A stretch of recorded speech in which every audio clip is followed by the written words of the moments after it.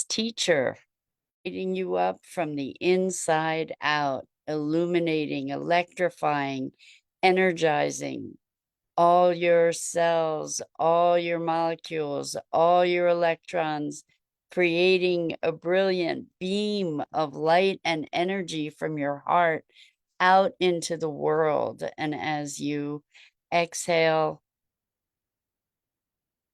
exhale any remaining tension, stress, negativity, fatigue. And now let's press our palms together. Vigorously rub your hands together to feel the friction, the temperature, the pressure, the motion, the tickling and tingling when you stop. And allow all those sensations to bring you present right here, right now, into this remarkable physical form that enables us to experience life. Welcome, welcome, welcome. So today we're talking about life as teacher. And oftentimes when we think of teachers, we think of stern figures. But what if we were to think of life as a benevolent, generous mentor that is shaping and guiding us, often through extreme lessons that seem quite punishing, but that ultimately turn out, or certainly can ultimately turn out, to be some of our greatest gifts. Our greatest gifts often appear as our greatest challenges. And the idea here is life is happening for me and through me rather than to me.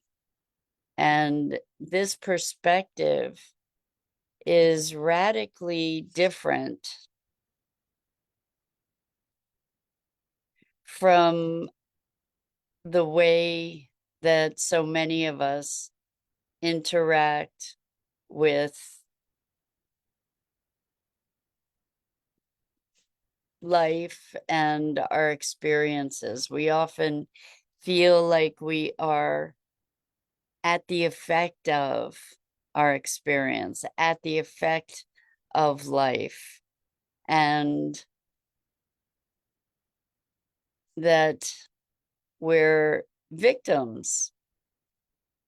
So let's look at the impact of this notion of victimhood and how it transforms, or how we can transform it into empowerment through a partnership with life.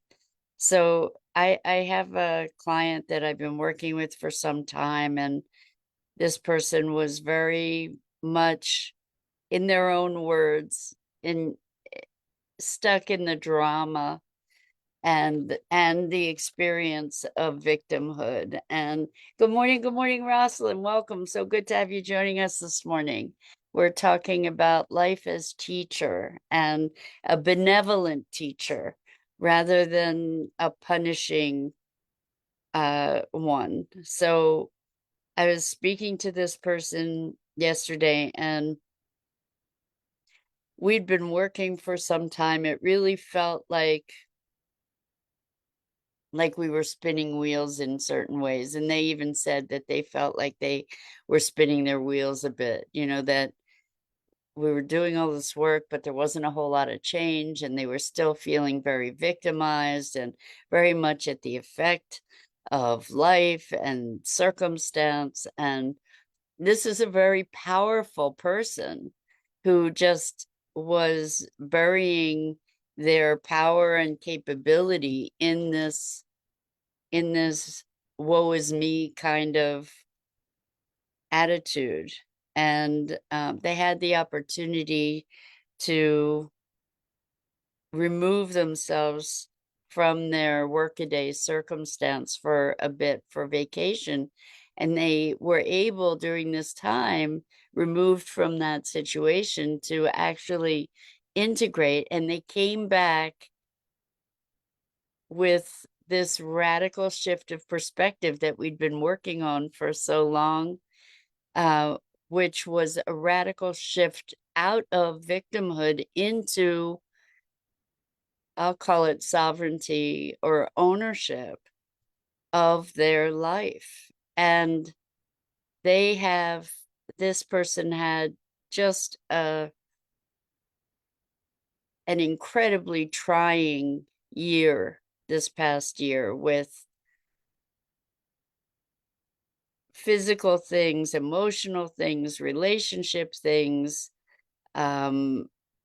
political things in terms of business, all kinds of massive disruptions and upsets and deep challenges. A real what was experienced as a very punishing year.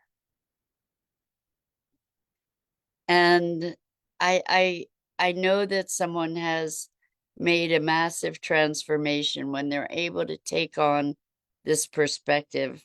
But this person said, you know, it's interesting to look back at it all and to recognize the gift, the gifts and the gift. Because what happened was they went from this suffering place and being at the effect to taking their own life in hand and taking ownership and recognizing that there were all these behaviors that were part of not feeling good enough, not feeling adequate. So there was over giving, there was a neediness and over eagerness that precipitated a lot of the drama, actually. And they were able to recognize this coming back. The experience of this person, for me, it was shockingly different, night and day, where this person just stepped into their power. They stepped into owning themselves in such a way that the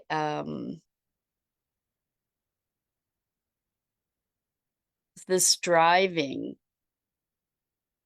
to prove themselves kind of disappeared, and they were stepping into ownership of who they are in a full and whole way. And the neediness fell away, the need to or the anxiety around gaining approval and validation,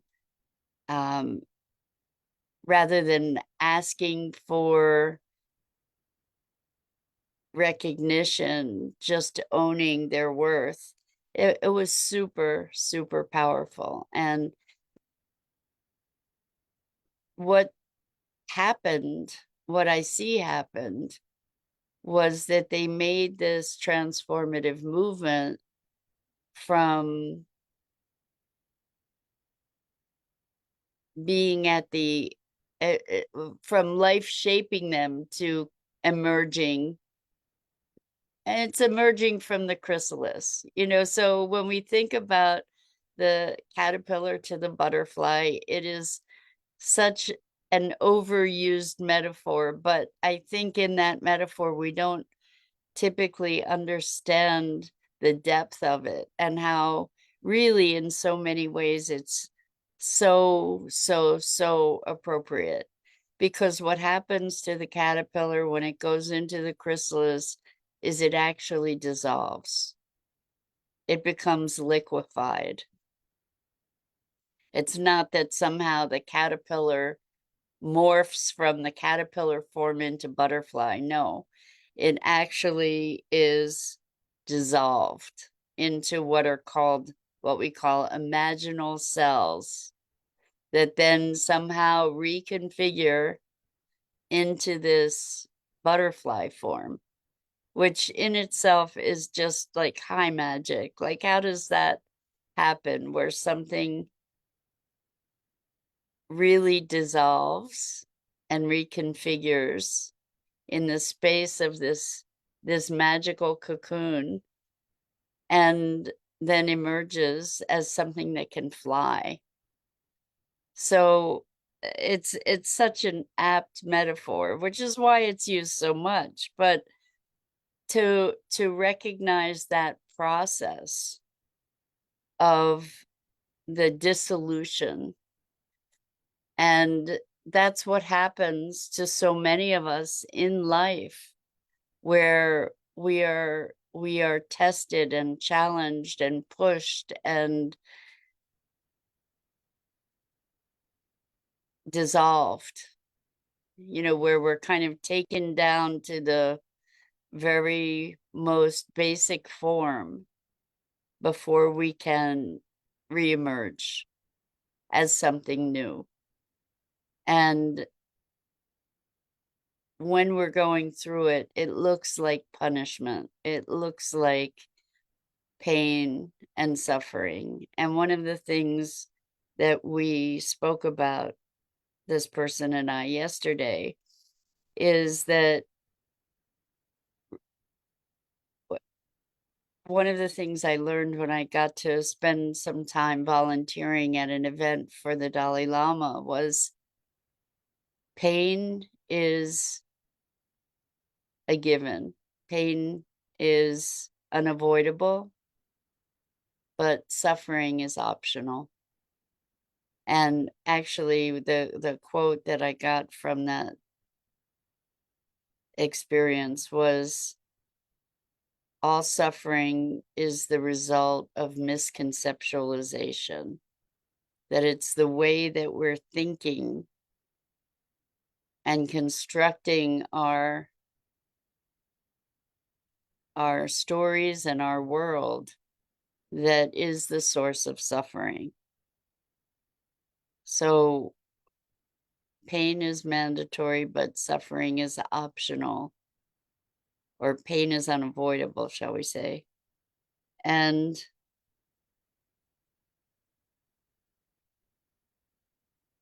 this transformation of life as teacher, it's oftentimes where we are pushed to suffering so much, the victim experience that is so deep and persistent, that at some point we just say, enough, I've had it. There's got, like, you reach the breaking point. Maybe you hit rock bottom and say, there's got to be another way to be. Like, I've had enough of that. I'm done with it. And that's what this person yesterday was saying multiple times. I'm done with that. I'm done with it. And there was a strength that emerged in this person that was extraordinary. And it was so discontinuous. Oftentimes I can see gradual change in people, and this was just like bam, all at once. We'd been working. It was like a quantum jump. And it was extraordinary to witness. I heard another quote yesterday from Hemingway, where someone I was told it was maybe in, I don't remember which of the Hemingway stories, but one of the characters asked another, well, when did you change, or when did you have that realization? And the answer was something like, little by little, then all at once. And that's what I witnessed in this person yesterday. And they were able to consciously recognize and acknowledge life as teacher. and recognize all these hardships as a gift. Their words, they recognize the gift in all that hardship. So it's interesting when we talk about love, we often talk about love as gentle, love as kind, but I think that if we can recognize that these challenges that are put forth from life is love to bring us to our greater expression. It's not punishment. So I think, like, if we think about life as teacher, we often think that we're being punished for our transgressions. And I think it's important to, well, I've found it incredibly valuable to shift that perspective, not that there's punishment, but that we're given multitude of opportunities to step into creatorship in collaboration with life. And the more I learn, the more I see, the more convinced I am of life's intelligence as an essence in and of itself, life as its own intelligence, its greater intelligence, which would mean that we are part of that and just a very small expression of this greater intelligence that is life.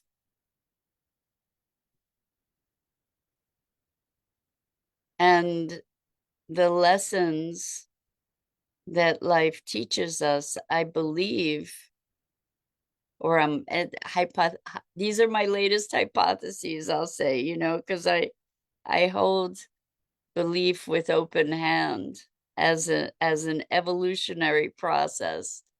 But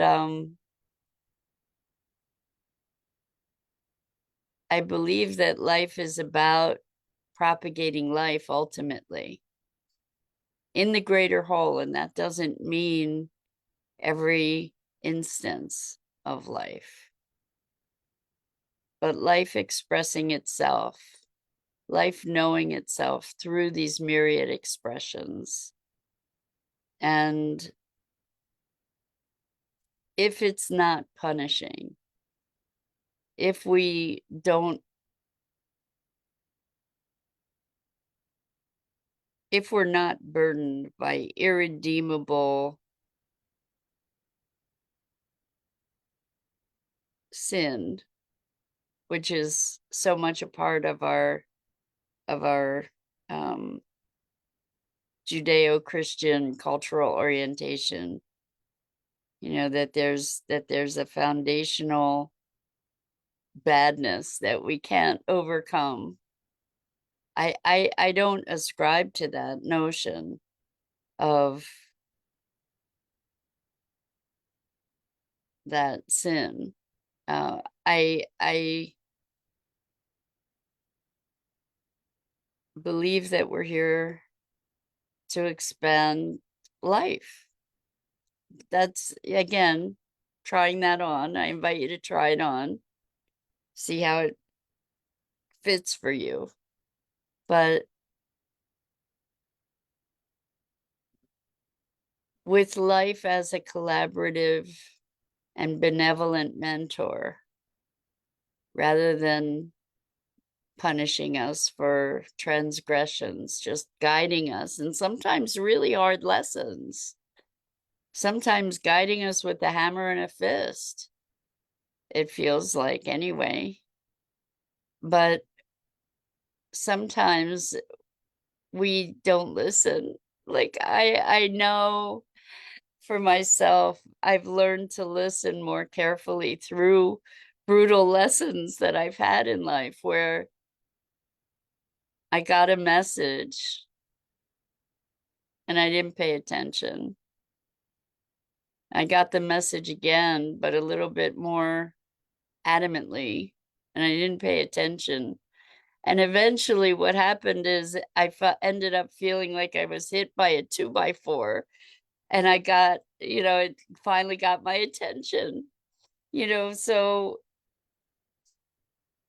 I've learned to listen because I didn't really enjoy being clobbered by the 2x4, and I was a number of times.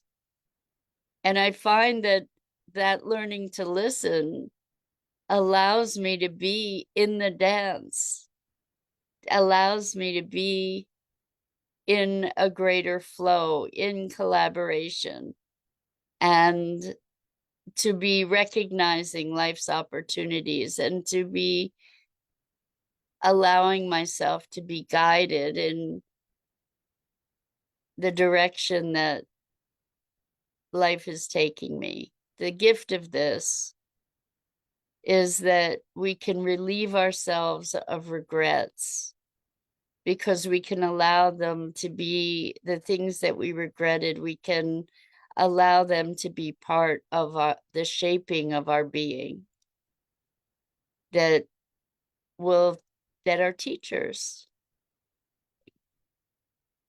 And I think we can learn joyfully, or we can learn through struggle. The struggle is our resistance to those lessons that are made available to us.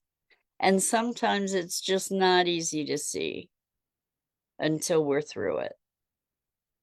When we're in the midst of suffering and pain, it's very difficult to recognize that all we need to do is to shift our mind and our perspective, and the suffering and pain,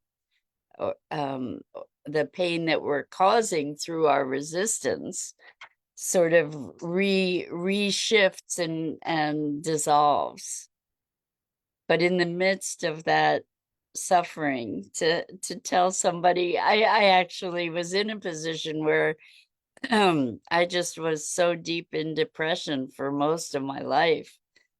And I actually had a new friend who said to me, just essentially, stop being depressed. And the truth is that, I mean, it's kind of an obvious truth. If I knew at that time how to stop being depressed, I certainly would have, because it was not fun. But I didn't know. And I believed in all my stories. I believed all my stories of victimhood.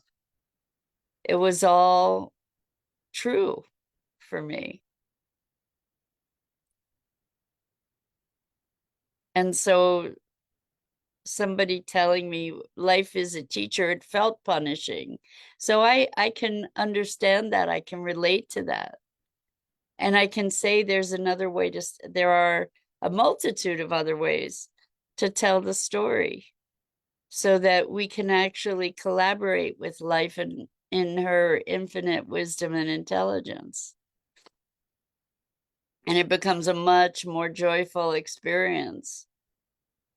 It becomes a much easier experience, even when we experience pain, because we don't need to have the resistance to it that deepens that pain and turns it to suffering.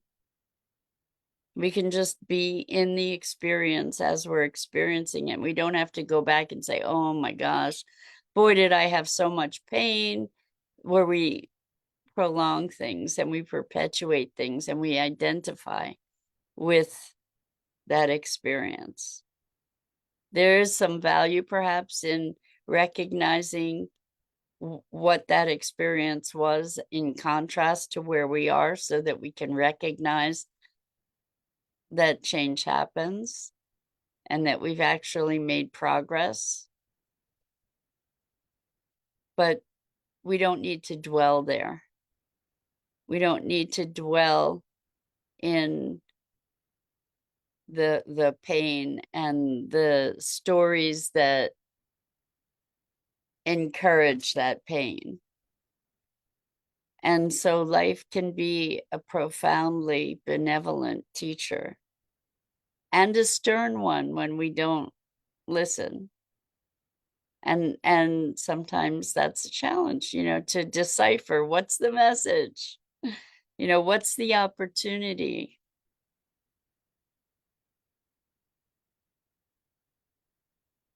But one of the ways I think to move into that space is to recognize life. So each morning, and this makes it such a silly thing, but it makes such a difference for me since I've started doing it, is when I get up, I just shout, "Good morning, beautiful life."